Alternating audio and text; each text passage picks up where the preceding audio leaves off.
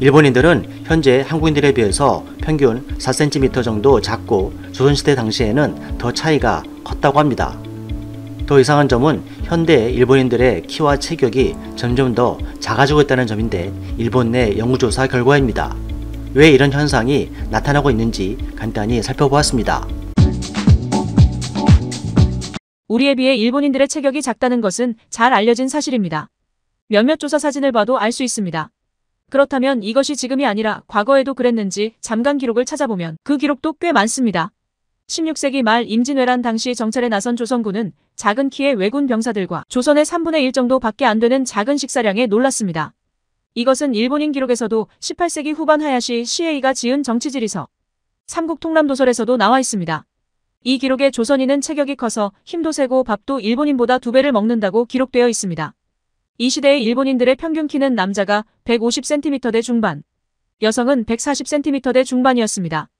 이에 비해 조선인들은 6cm 정도가 더 컸고 제3자인 서양인들의 기록에서도 마찬가지였습니다.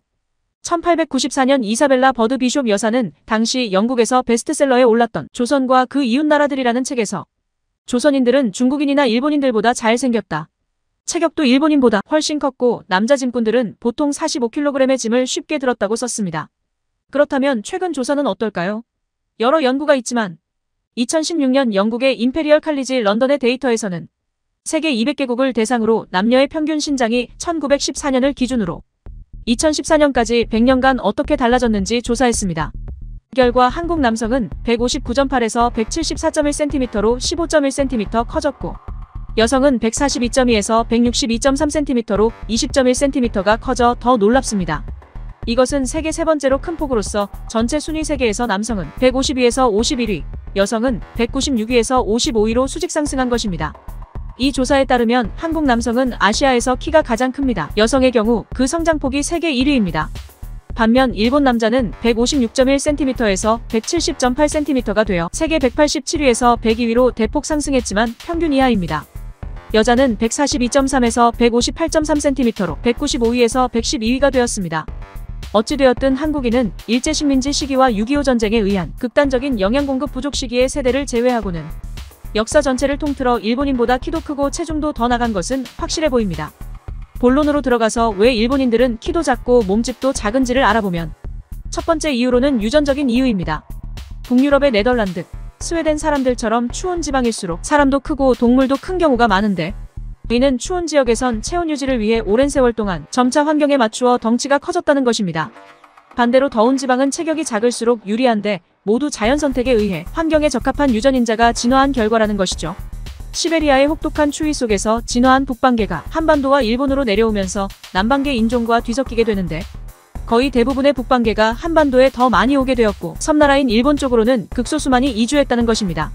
이렇듯 인종적으로 원래 작다면 잘 먹어서 후천적으로 이를 보충해야 했지만 역사적으로 일본은 그렇지 못했습니다.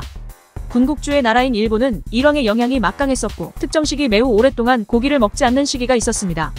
무려 1200년 동안 675년 덴무 일왕이 불교의 영향을 받아 가축을 먹지 못하도록 하는 육식 금지 시기가 있었던 것이죠. 1868년 메이지 유신 때까지 일본인들은 부정탄달하며 약용 외에는 고기를 거의 먹지 못했다는 것입니다. 물론 생선을 먹긴 했지만 키가 크는 데는 결정적인 역할을 하는 고기의 동물성 단백질을 대신할 수는 없었습니다. 육식 금지는 또 다른 부작용을 낳았는데 일본인들 특유의 유난히 많은 덧니입니다.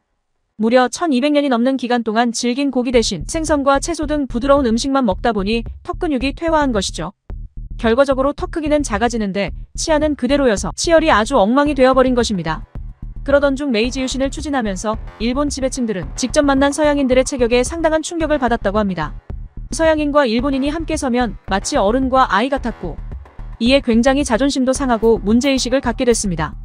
이후 일본 관료들은 이 모든 것이 고기를 안 먹은 탓이라고 판단하고 일본 왕이 직접 앞장서 고기 먹기 운동을 벌였습니다.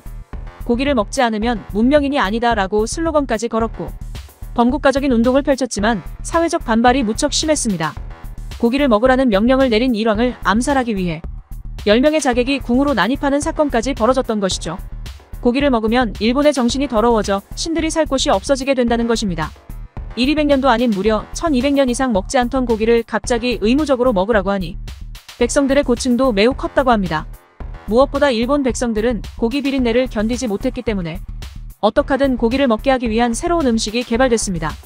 그것이 바로 샤브샤브와 스키야키였습니다. 가장 중요한 것은 고기에 대한 거부감을 최소화하는 것이었습니다. 그래서 스테이크 같은 고기 덩어리 대신 최대한 얇게 하여 일본인들의 익숙한 간장, 된장, 설탕으로 국물을 만들고 고기를 채소와 함께 먹게 했습니다. 일본인들이 오래 먹어온 국물 요리에 생선 대신 고기를 넣은 것입니다. 또 다른 방법은 날계란을 풀어 고기를 찍어 먹게 했는데 이 또한 고기 비린내가 덜하도록 한 것입니다. 일본식 돈가스는 프랑스 요리인 코틀레트에서 가져왔습니다. 대신 일본식은 두툼한 빵가루로 고기를 감추어 버린 것이죠. 그러나 역사적으로 일본인들은 고기를 먹지 못하게 되면서 더욱 탄수화물 위주의 식사 즉 쌀밥 중심의 식생활이 정착됐습니다. 일부 북해도 지역을 빼고는 대부분 쌀 농사가 가능한 땅이어서 일본인들의 주식인 텐동, 규동 등 덮밥류도 밥 위주입니다. 아무 반찬도 없이 밥에 가루를 뿌려 먹는 후리카케, 녹차를 부어 먹는 오차즈케, 우동도 라멘도 모두 탄수화물입니다. 우리나라가 여러 반찬과 함께 먹는 푸짐한 풍경과는 달리 오히려 단촐한 일본 식단들은 다이어트에 좋아 보입니다. 그러나 영양학적으로 반찬 위주로 늘 남기게 되는 한국의 식단은 그만큼 일본보다 영양 공급이 더 다양하다고 말해집니다. 또한 단 음식도 일본인들 체격이 왜소한 이유로 뽑힙니다. 일본 음식은 대부분 달아서 자연스럽게 소식하게 된다는 것이죠. 당분은 성장 호르몬 분비를 억제하고 짜게 먹는 것 또한 뼈를 튼튼하게 하는 칼슘 배출을 촉진시키기 때문에 소식으로 인해 충분한 영양 공급도 안 되고 성장 호르몬의 분비도 억제하게 되는 식생활이 작은 키와 체격에 큰 이유가 되고 있습니다. 이렇듯 달고 짜고 탄수화물 중심의 식습관은 1억 2천만 인구 중 2천만 명 이상이 당뇨병 환자라는 국민병을 초래하게 됐습니다. 그런데 이러한 일본인들의 신장이 시간이 흐를수록 줄어들고 있다는 일본 문부과학성 조사가 발표되어 흥미롭습니다. 메이지 시대 이후 고기를 먹기 시작하고 근대화로 생산성이 급격히 높아지면서 일본인의 신장도 커지기 시작했지만 최근 30년 전후부터 전혀 크지 않고 있으며 이것은 임신부의 임신 중독증 예방을 위한 정부 정책이 주 원인입니다. 1980년께 정부는 임산부의 안전을 위해 체중을 무리하게 제한한 결과 아기들이 2.5kg 이하로 태어나는 숫자가 증가하게 됩니다. 과학적으로도 저체중아는 성인이 되어서도 키가 작을 확률이 높다는 사실은 다양한 연구 결과에서도 입증되고 있습니다. 실제로 2014년에 태어난 아이는 1980년에 태어난 아이보다 성인이 됐을 때 남성은 1.5cm, 여성은 0.6cm 작아졌습니다. 2021년에서야 일본은 다시 다른 나라와 비슷한 수준으로 임산부의 적정 체중 증가량 하한선을 늘렸다고 합니다. 그러나 일본은 오랜 육식 기피 문화가 뿌리 깊이 박힌 탓으로 이유식에도 일체 고기류가 없고 생선과 우동이 주로 포함되어 있습니다. 일본의 한국립연구소는 2019년 일본인 19만 명의 게놈을 분석한 결과 키 성장 유전자 변이가 도태됐을 가능성이 있다고 발표했습니다. 또 다른 국립과학기관에서도 현재 일본인의 평균 신장은 유전적으로 상한선에 도달했을 가능성이 있다고 언론에 게재했습니다. 이러한 와중에 최근 일본 농림수산성이 제시한 기준 식단은 2020년 주요 국가별 최저 식량 자급률 37%에 따라 극단적입니다. 국내의 기사 내용에 따르면 일본이 아침은 쌀밥 한 그릇, 장아찌, 나토, 점심은 우동 한 그릇, 샐러드, 사과 5분의 1쪽이며 저녁도 쌀밥 한 그릇, 채소볶음 2접시, 구운 생선 한 토막, 우유는 4일에 한 잔, 달걀은 13일에 한 알, 구운 고기는 14일에 한 접시로 이것은 사실상 거의 맨밥만 먹는 수준이어서 이렇게 먹다가는 비타민 B2, 나트륨, 칼슘 등의 부족이 크게 우려된다는 것입니다.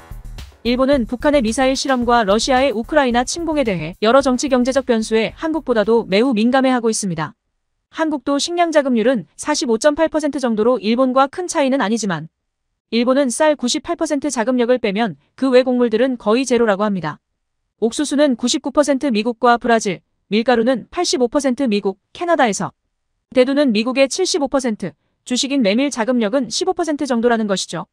주변 수입국들이 전쟁이나 자연재해, 이상기후에 휘말린다면 일본은 즉시 소비 가격이 줄줄이 급등해 매우 곤란해진다는 것입니다.